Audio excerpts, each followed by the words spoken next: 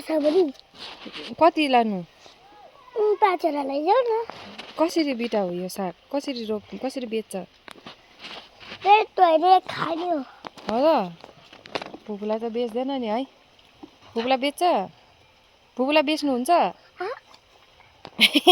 पाला म बेचिदिन्छु त कस पार्ला बेचिदिन्छ अरे कोपाले बेचिदिन्छु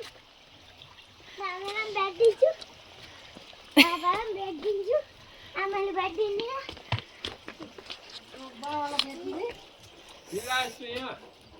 साग हौ साग यसरी हेरिराख्थेँ कि खान्छ भने पनि लानु न अन्त अरे मलाई पर्खिनु